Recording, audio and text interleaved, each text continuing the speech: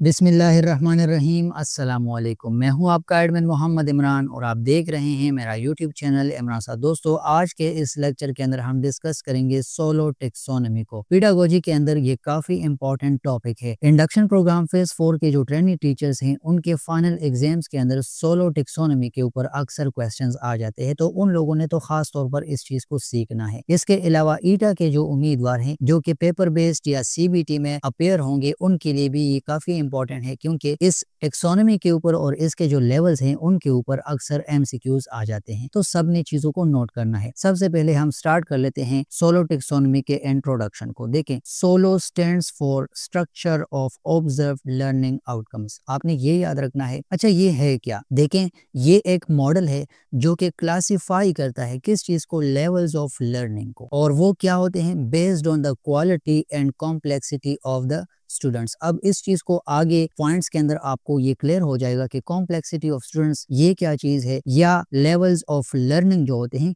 वो क्या है। बस आपने यहाँ पर ये याद रखना है कि ये एक मॉडल है जो कि लेवल्स ऑफ लर्निंग को क्लासिफाई करता है based on the quality and complexity of the student responses. आपने इतना याद रखना है। अच्छा, इसको डेवलप किसने किया था? ये दो बंदे थे, जॉन बिग्स एंड केविन कॉलिस। इन लोगों ने इसको डेवलप किया था 1982 में। आपने ये याद रखना है। क्वेश्चन के अंदर इस चीज को आपने लिखना है, याद करके इसको अपने साथ नोट कर लें। It helps in designing curriculum, assessment and teaching strategies. यहाँ पर ये हमारी मदद करता है करिकुलम डिजाइनिंग के अंदर, असेसमेंट के अंदर और टीचिंग के जो स्ट्रेटजीज होती हैं उसके अंदर हमारी हेल्प करता है। ठीक है, आपने इंट्रोडक्शन में सिर्फ ये चीजें लिखनी है, इसको इतना याद रखना है। अब आगे जाते हैं। अच्छा, सोलो टेक्सोनॉमी का बेसिक पर्पस क्या है? To assess the depth of a student's understanding. हमें इसकी वजह से पता चलता है कि स्टूडेंट कितना पानी में है, उसने चीजों को कितना समझा हुआ है। पहला पॉइंट। सेकंड पॉइंट आप देख ले, to help teachers plan structured learning activities. ठीक है, ये टीचर्स की हेल्प करता है कि वो जो चीजें या जो एक्टिविटीज डिजाइन करते हैं वो स्ट्रक्चर हों।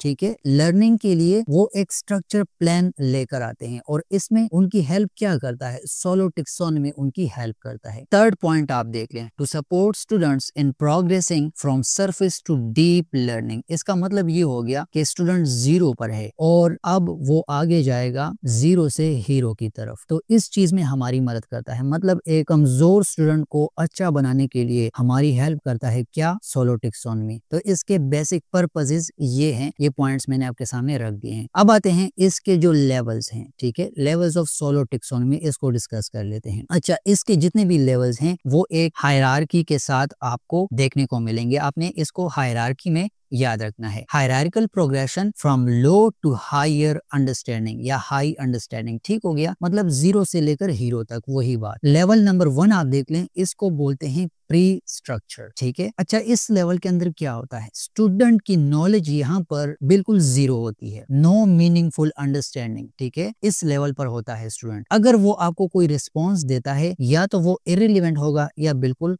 गलत होगा। फॉर एग्जाम्पल, एक स्टूडेंट से आपने क्वेश्चन पूछा, उसने कहा I don't know what this is, मुझे नहीं पता ये क्या चीज है। तो यहाँ पर आपको आंसर तो मिल गया लेकिन ये इररिलेवेंट है। ठीक है, क्वेश्चन का आंसर नहीं है, उसको पता ही नहीं है। तो इस लेवल को बोलते हैं प्री स्ट्रक्चर। यहाँ पर स्टूडेंट की लेवल जो होती है अंडरस्टैंडिंग की, वो बिल्कुल 0 होती है, उसके पास कोई इंफॉर्मेशन नहीं होती। आपने इतना याद रखना है। लेवल नंबर 2 को आप देख लें, इसको क्या कहते हैं? इसको बोलते हैं यूनि स्ट्रक्चरल। ठीक है, यहाँ पर स्टूडेंट का जो लेवल होता है अंडरस्टैंडिंग का, वो क्या होता है? Student understands one relevant aspect of the topic. Student को किसी भी टॉपिक के हवाले से कोई ना कोई एक पहलू लाजमी पता होती है। ठीक है, for example, evaporation is part of the water cycle. अब यहाँ पर स्टूडेंट को वाटर साइकिल के इस एस्पेक्ट का पता है, लेकिन उसको ये नहीं पता कि ये इसमें कहाँ पर आता है या इसके अंदर कनेक्टिविटी कहाँ पर है। ठीक है, इस चीज को वो समझता नहीं है, लेकिन इतना उसको पता है कि भाई एवापोरेशन जो है वाटर साइकिल के अंदर आता है। ठीक है, तो ये यूनि स्ट्रक्चर हो गया। यहाँ पर थोड़ी बहुत नॉलेज या अंडरस्टैंडिंग का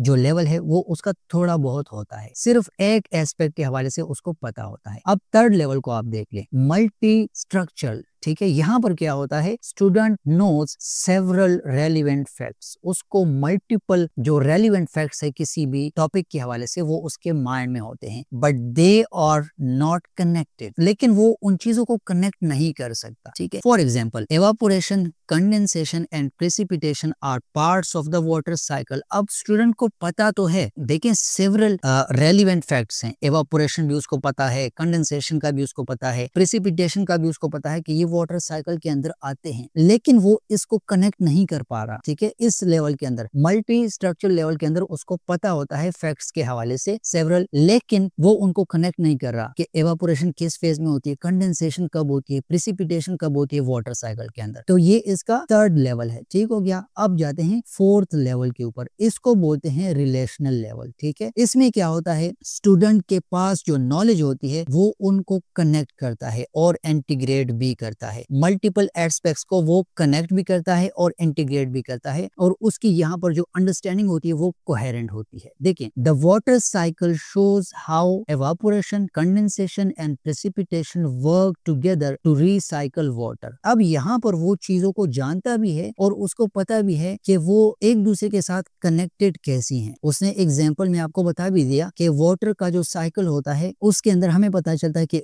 एवापोरेशन, कंडेंसेशन या प्रेसिपिटेशन एक साथ कैसे काम करते हैं वाटर की रिसाइकलिंग के लिए। तो ये इस लेवल को बोलते हैं रिलेशनल लेवल। यहाँ पर उसको जो आइडियाज उसके माइंड में होती हैं वो उनको इंटीग्रेट भी कर सकता है और कनेक्ट भी कर सकता है। अब जाते हैं लास्ट जो लेवल है, एक्सटेंडेड एब्स्ट्रैक्ट लेवल, इसको जान लेते हैं। देखें, student goes beyond the topic, shows critical thinking. आखिर में स्टूडेंट की जो लेवल ऑफ अंडरस्टैंडिंग होती है वो इतनी हाई होती है कि वो क्रिटिकल थिंकिंग किसी भी चीज के हवाले से कर सकता है। एंड अप्लाइज नॉलेज, उसके पास पहले से जो नॉलेज होती है वो न्यू कॉन्टेक्स्ट या न्यू सिचुएशन के अंदर उसको अप्लाई भी कर सकता है। तो ये इसका जो लेवल है इसको बोलते हैं extended abstract level. For example, the water cycle is affected by climate change and influences weather and agriculture. उसको ये भी पता है कि वाटर साइकिल क्या है, क्योंकि जो बच्चा ये जानता है कि वाटर साइकिल जो है वो इफेक्ट होता है क्लाइमेट चेंजेस की वजह से, और उसको ये भी पता होता है कि ये वाटर साइकिल या क्लाइमेट चेंजेस वेदर और एग्रीकल्चर को इन्फ्लुएंस करते हैं, तो वो लाजमी सी बात है वाटर साइकिल के हवाले से भी जानता होगा। उसकी लेवल ऑफ अंडरस्टैंडिंग यहाँ पर इतनी हाई होती है कि वो चीजों को ना सिर्फ जानता है बल्कि वो कनेक्ट भी कर रहा है, वो इंटीग्रेट भी कर रहा है, और अगर उसके सामने कोई न्यू सिचुएशन आती है तो वो उन चीजों को वहां पर अप्लाई भी कर सकता है। तो ये इसका लास्ट लेवल है और इसको बोलते हैं एक्सटेंडेड एब्स्ट्रैक्ट लेवल। बस आप लोगों ने ये लेवल्स इस तरह से हायरार्की में सीखने हैं, याद रखने हैं। अच्छा, फीचर्स ऑफ सोलो लेवल्स, इसके जो लेवल्स हैं उसके फीचर्स कौन कौन से हैं। फर्स्ट फीचर आप देख लें, progressive complexity, each level adds more depth. पहले लेवल के अंदर स्टूडेंट 0 था, सेकेंड लेवल में उसको एक एस्पेक्ट का पता था, थर्ड लेवल में उसको मजीद एस्पेक्ट्स का पता था, फोर्थ में वो मजीद इंटीग्रेशन की तरफ चला गया, फिफ्थ में वो क्रिटिकल थिंकिंग भी साथ में कर रहा है। तो इसको बोलते हैं प्रोग्रेसिव कॉम्प्लेक्सिटी, ये इसका बड़ा फीचर है। इसके अलावा सोलो लेवल जो हैं ये फोकस करते हैं क्वालिटी ऑफ लर्निंग के ऊपर रादर देन क्वांटिटी। ठीक है, एक स्टूडेंट है वो ज्यादा चीजें जानता है लेकिन वो उनको इंटीग्रेट भी नहीं कर पा रहा, वो उनको कनेक्ट भी नहीं कर पा रहा, वो उनको रियल और न्यू सिचुएशंस के अंदर अप्लाई भी नहीं कर पा रहा, तो उसकी जो क्वांटिटी है वो तो ज्यादा है लेकिन क्वालिटी यहाँ पर बिल्कुल 0 है। तो आपने इन चीजों को ऐसे याद रखना है। अच्छा, इसका जो थर्ड फीचर है वो देख लें, shift from isolated facts to integrated transferable knowledge. ठीक है, यहाँ पर सोलो लेवल्स के अंदर आपने नोट किया होगा जब लास्ट लेवल पर हम आ रहे थे तो हमें पता चला कि वो चीजों से आइसोलेट हो गया। ठीक है, और उसने इंटीग्रेशन भी कर ली, उसने नॉलेज अप्लाई भी की, और जब वो नॉलेज अप्लाई करेगा तो जाहिर सी बात है उसकी नॉलेज ट्रांसफर भी होगी दूसरे बंदों को। तो ये इसके बेसिक और काफी इंपॉर्टेंट फीचर्स है, आपने इनको भी याद रखना है। अगर क्वेश्चन आ गया तो फीचर्स के ऊपर लाजमी लिखें। अच्छा, benefits of using solo taxonomy, इसके बेनिफिट्स कौन कौन से हैं। देखें, जब हम लर्निंग आउटकम्स को डिफाइन करते हैं तो उसको क्लैरिफाई करने के लिए ये सोलो टेक्सोनॉमी हमारी हेल्प करता है, टीचर्स की भी और स्टूडेंट्स की भी। इसके अलावा डिफरेंशिएटेड इंस्ट्रक्शंस, उसके अंदर हमारी हेल्प करता है। हमारी क्लास के अंदर हमारे सामने जो स्टूडेंट्स बैठे होते हैं वो डिफरेंट माइंडसेट के स्टूडेंट्स होते हैं, तो उनके लिए खास तौर पर डिफरेंशिएटेड इंस्ट्रक्शन को हमने लेकर आना होता है और उसके अंदर हमारी हेल्प क्या करता है, सोलो टेक्सोनॉमी हमारी हेल्प करता है। इसके अलावा helps in formative and summative assessment. हमने पहले लेवल पर देखा कि स्टूडेंट यहाँ पर 0 है, हमने फॉर्मेटिव असेसमेंट की, फिर हमें पता चला कि यहाँ पर स्टूडेंट थोड़ा अच्छा है, अब उसकी कॉम्प्लेक्सिटी लेवल देखने के लिए मजीद हमने क्वेश्चन किए, तो ये यहाँ असेसमेंट हम कर रहे हैं। तो असेसमेंट के अंदर हेल्प हमारी क्या कर रहा है, सोलो टेक्सोनॉमी हमारी हेल्प कर रहा है, तो ये इसका एक बेनिफिट है। अच्छा, सेल्फ असेसमेंट और reflection by the students. Student की काफी हेल्प होती है, स्टूडेंट को खुद पता चलता है कि यार तुम तो इस लेवल पर हो, ठीक है, वो फिर स्ट्रगल करता है नेक्स्ट लेवल की तरफ जंप करने के लिए। तो सेल्फ असेसमेंट और रिफ्लेक्शन स्टूडेंट की तरफ से जो होती है उसके अंदर सोलो टेक्सोनॉमी काफी हेल्पिंग है, ठीक है, आपने ये याद रखना है। Promotes deep and meaningful learning. लाजमी सी बात है, हमने जितने लेवल्स पढ़े आखिर में हमने पढ़ा कि क्रिटिकल थिंकिंग की तरफ स्टूडेंट आ गया, मतलब बेसिक से वो बिल्कुल डीप लेवल ऑफ अंडरस्टैंडिंग पर आ जाता है और यहाँ पर मेमोराइजेशन या रटलाइजेशन बिल्कुल खत्म हो जाती है क्योंकि वो क्रिटिकल थिंकिंग की तरफ आ गया। और जो बच्चा क्रिटिकल थिंकिंग करेगा वो कभी भी रटलाइजेशन या मेमोराइजेशन की तरफ नहीं जाएगा। आपने इन चीज़ों को ऐसे नोट करना है। सोलो टेक्सोनॉमी के जो एप्लीकेशंस है टीचिंग के अंदर वो कौन कौन से हैं? सबसे पहले ये हमारी हेल्प करता है लेसन प्लानिंग के अंदर, इसके अलावा असेसमेंट के अंदर अभी हमने पढ़ा हमारी हेल्प करता है क्वेश्चनिंग टेक्निक्स, ठीक है, हम स्टूडेंट से जो क्वेश्चनिंग करते हैं उसके टेक्निक्स को हमने फिर देखना होता है और वहां पर हमारी हेल्प क्या करता है, सोलो टेक्सोनॉमी हमारी हेल्प करता है। हमें पता चलता है कि इस स्टूडेंट से इस लेवल का क्वेश्चन पूछ लो, अगर इसने ठीक किया तो इससे थोड़ा सा कॉम्प्लेक्स क्वेश्चन पूछ लो, अगर ये यहाँ पर गलत हुआ तो फिर हम यहाँ पर इम्प्रूवमेंट लेकर आएंगे। तो ये क्वेश्चनिंग टेक्निक्स के अंदर हमारी हेल्प करता है और फीडबैक के अंदर भी हमारी हेल्प करता है क्योंकि सोलो स्टेजेस जो होते हैं वो 0 to हीरो की तरफ हमने जो बात की। So for example you listed the parts, now explain how they relate, ठीक है, तो हमने स्टूडेंट के सामने कोई टॉपिक रखा, हमने पार्ट्स भी रखे, हमने सारी चीजें एक्सप्लेन की उसके सामने, लेकिन वो फिर भी नहीं समझ रहा, तो हम क्या करते हैं, हम फिर लेवल बाय लेवल जाते हैं और उसकी समझ के लिए हम सोलो टेक्सोनॉमी का यूज करते हैं, ठीक है। तो ये इसके एप्लीकेशंस हैं, आपने इनको याद रखना है। सोलो टेक्सोनॉमी डिफरेंट सब्जेक्ट्स के अंदर आपने कैसे इम्प्लीमेंट करनी है, देखें साइंस के अंदर लेट सपोज फोटोसिंथेसिस का एक टॉपिक है, प्री स्ट्रक्चर को देख लें, प्लांट्स आर ग्रीन, हमने सिर्फ इतना बताया कि प्लांट्स ग्रीन कलर के होते हैं। Unistructural, photosynthesis need sunlight, ये एक कॉम्प्लेक्स टॉपिक है, ठीक है, यहाँ पर उसको फोटोसिंथेसिस के एस्पेक्ट का सिर्फ पता है। मल्टी स्ट्रक्चर में देख लें, it need sunlight, water, CO2, further उसके पास एस्पेक्ट्स आ चुके हैं। रिलेशनल में क्या है, these work together to create food in plants. अब क्रिएटिविटी और critical thinking extended abstract level के अंदर देख लें, photosynthesis helps regulate the earth oxygen and carbon cycle, ठीक हो गया। तो ये साइंस का मैंने आपको आइडिया दे दिया, बाकी इसका PDF मैं आपको फोल्डर के अंदर प्रोवाइड कर रहा हूँ, आप ये इंग्लिश के लेवल्स भी पढ़ लें, इंग्लिश के एग्जाम्पल्स भी पढ़ लें और बाकी सब्जेक्ट्स की भी आप अपनी तरफ से पढ़ सकते हैं। अगर पेपर में क्वेश्चन आता है तो आपने कम से कम किसी एक सब्जेक्ट का